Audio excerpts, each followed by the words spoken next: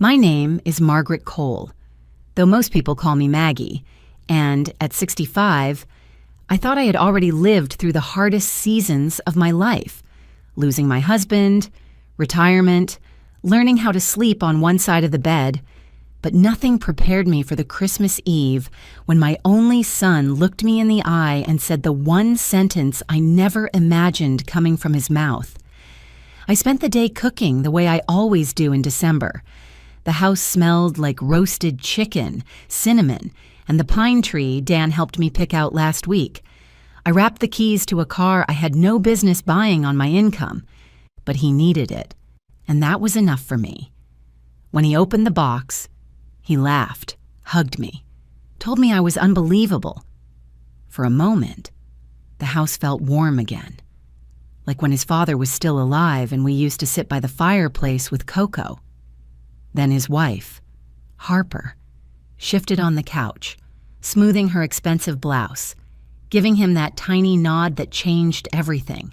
Dan swallowed, the joy draining from his face, and said softly, "We didn't get you anything this year. Mom, Harper thinks, you should learn to give without expecting anything back." My fingers went cold. My own son was repeating his wife's words like they belonged to him. In my living room, on Christmas Eve. I steadied my breath and looked at them, realizing something sharp and painful.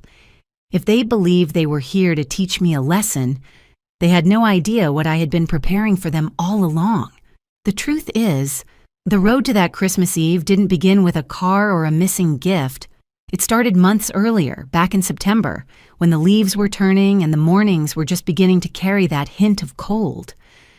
I remember waking early, the house quiet the way it always was now, and realizing I hadn't heard from Dan in almost 2 weeks.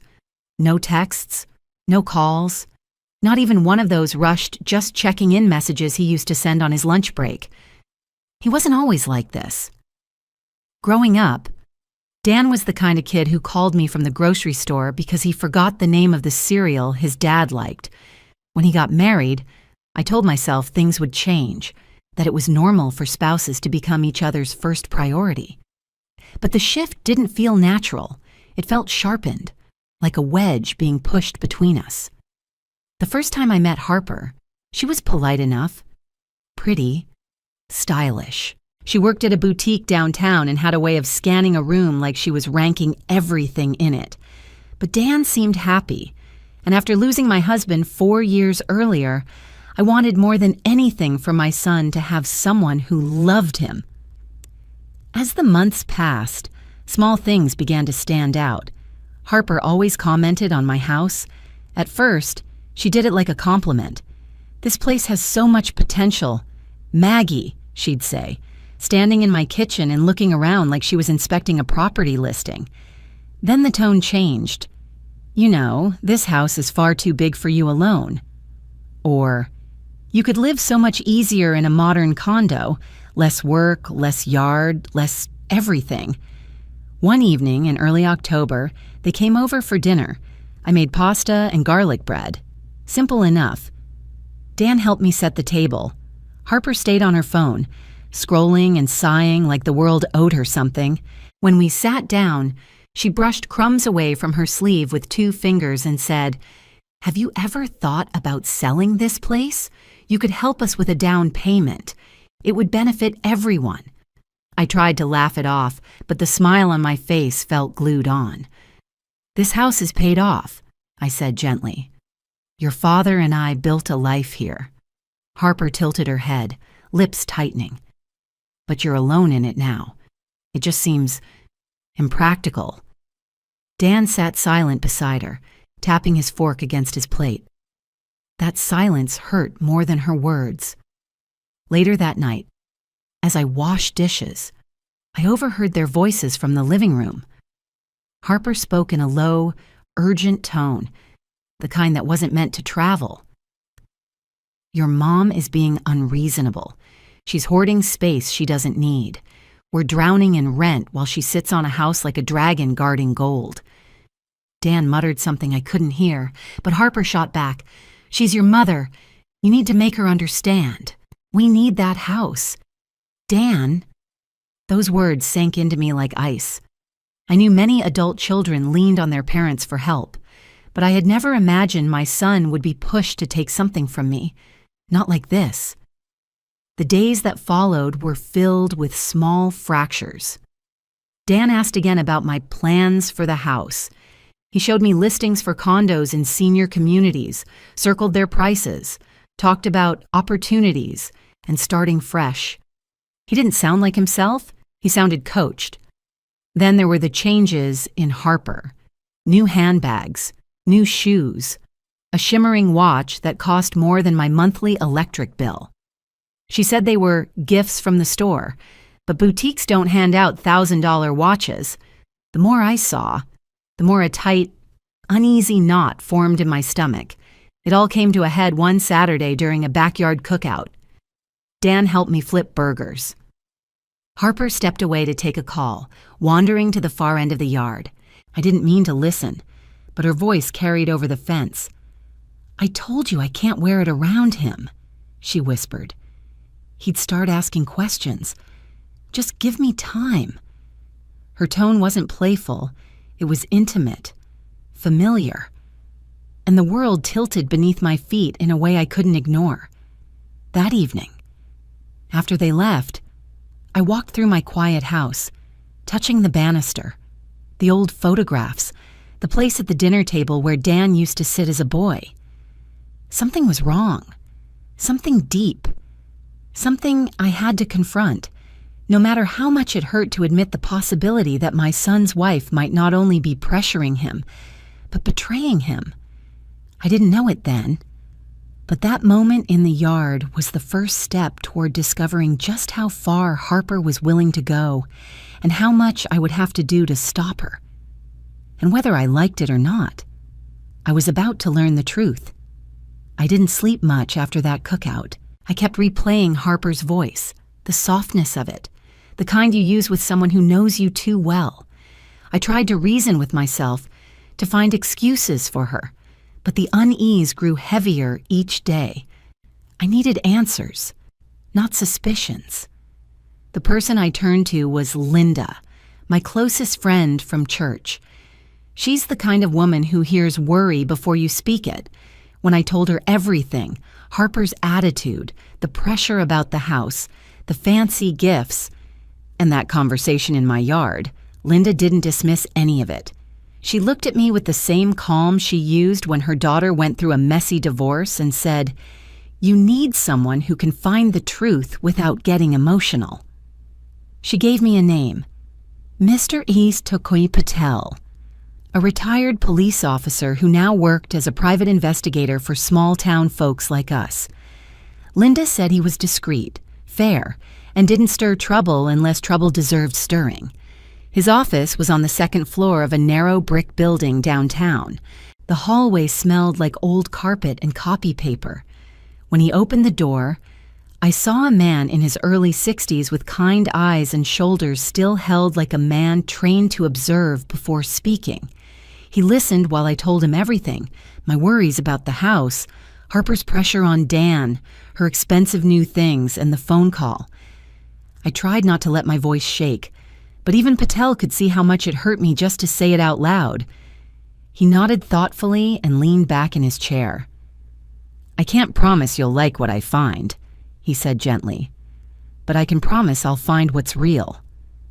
I handed him the deposit, feeling equal parts guilty and relieved. I wasn't proud of hiring someone to look into my daughter-in-law, but there comes a point in a parent's life when you stop worrying about being polite and start worrying about protecting the child you raised, even if they don't realize they need protecting. For a couple of weeks, life moved quietly. I cooked. I cleaned. I went to church. I didn't breathe a word of what I had done. Dan called less and less. Harper never called at all. But at night, I lay awake, wondering what Patel might be seeing.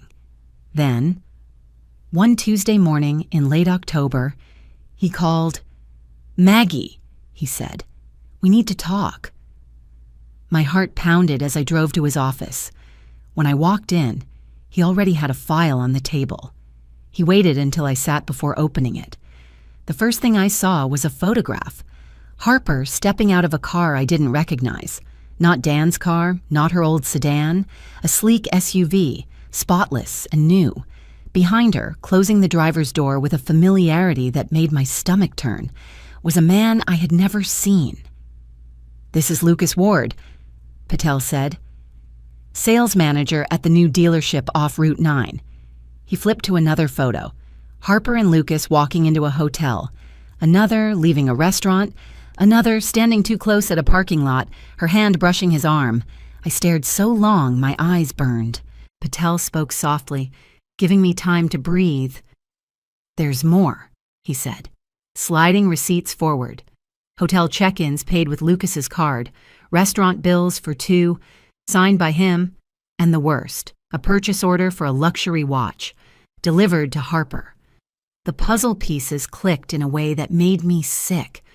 "She's cheating," I whispered. Patel didn't confirm, just tapped the papers. "She's living a second life, and it gets worse." He handed me a printed email. "Found this in a trash bin behind her boutique. She must have printed it at work and tossed it." It was a message from Harper to Lucas. The words blurred as I read them. "She said Dan would eventually convince you to sell the house," Patel explained quietly. "She wrote that once they got at least $150,000 out of it, she and Lucas could finally have the life they deserved." The room tilted. I gripped the sides of my chair, trying to steady myself. Harper wasn't just betraying Dan.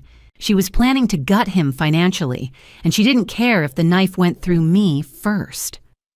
Patel placed a gentle hand on the table. "I thought you should know before making any decisions." Decisions.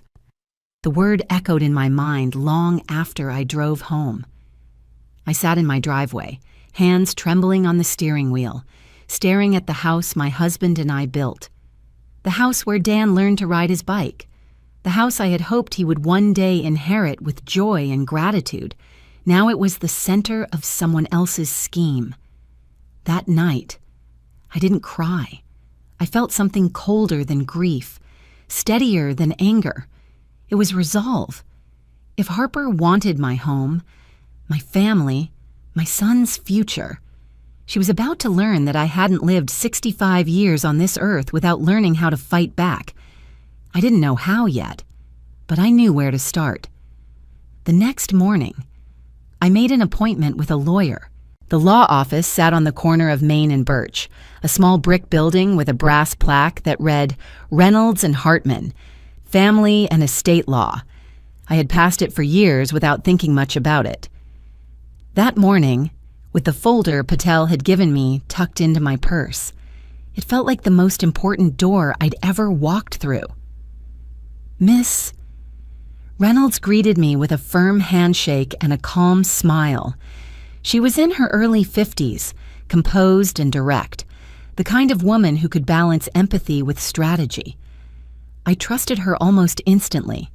I told her everything about my husband's death, the house he and I worked for decades to pay off, Dan's recent behavior, Harper's pressure, and finally, the investigation. She didn't flinch when I mentioned the affair. She didn't gasp or widen her eyes when I explained Harper's plan. She simply listened, hands folded, absorbing every detail. When I finished, she leaned back in her chair and exhaled slowly. "Maggie," she said, "you've been carrying this alone for too long, but the good news is you're not powerless here." She explained my options in simple English, not legal jargon. The best path was a living trust that would protect the house while I was alive and set strict conditions for what happened after I was gone. I would remain in full control. No one, not Dan, not Harper, not a future court, could force a sale while I lived, and after my passing, Dan could inherit the house, but only if he met the conditions I set. "What kind of conditions?" I asked. "The ones that guard your wishes," she said gently.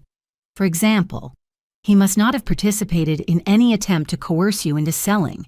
He must not be under financial obligation to a spouse or ex-spouse regarding the property, and he must never have tried to legally challenge your ownership. In other words, I could protect my home from Harper directly and protect Dan from being manipulated by her in the future. I felt something unclench inside me for the first time in months. I signed the documents. Ms. Reynolds notarized everything and made copies. When I walked out of that office, the late October wind felt sharper, cleaner. I had taken back control, but paperwork wasn't enough.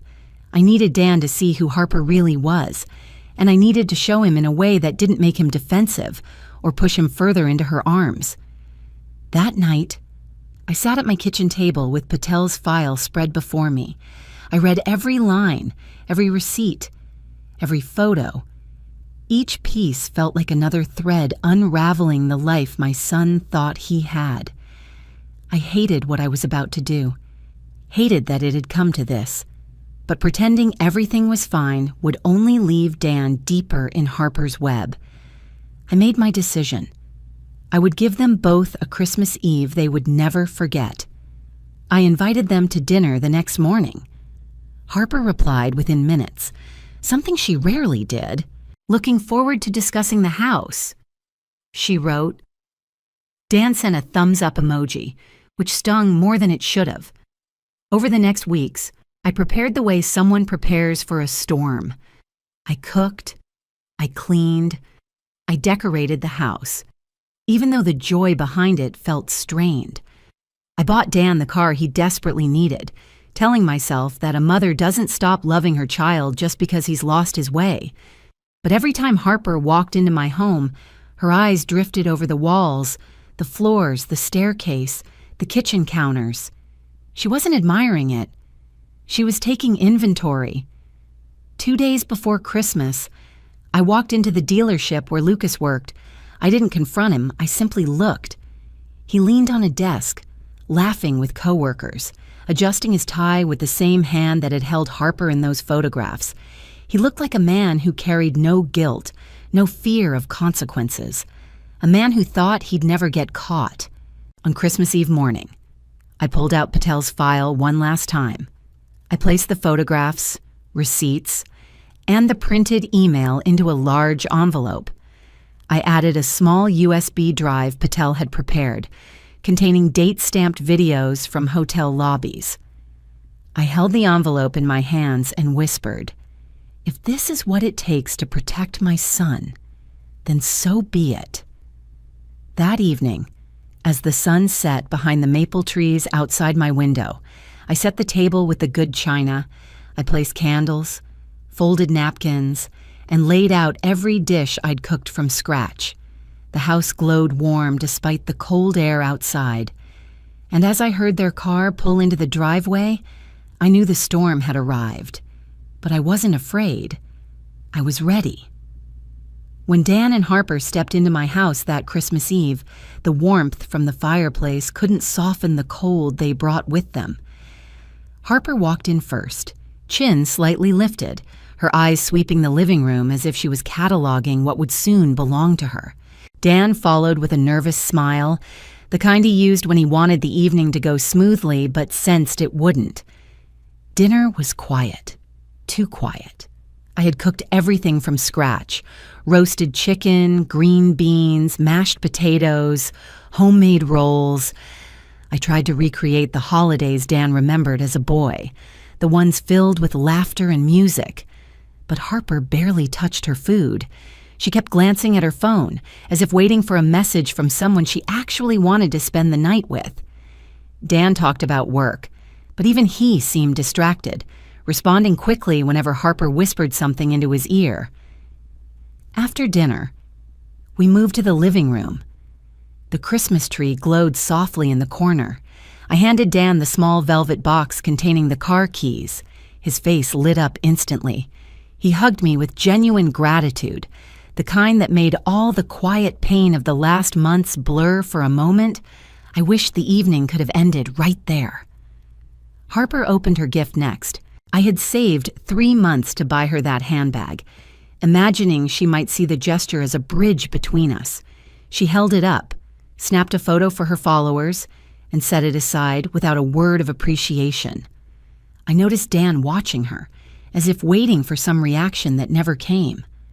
Finally, I sat back, waiting for whatever gift they had brought. I wasn't expecting much, maybe a scented candle or a scarf, but I hoped for something that said, "You matter to us." Instead, Harper nudged Dan. He cleared his throat, looked everywhere but at me, and said, "We didn't get you anything this year.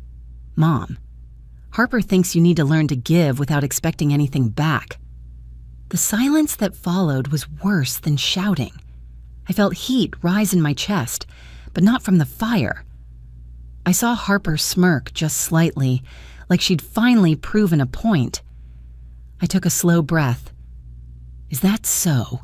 Dan shrank a little.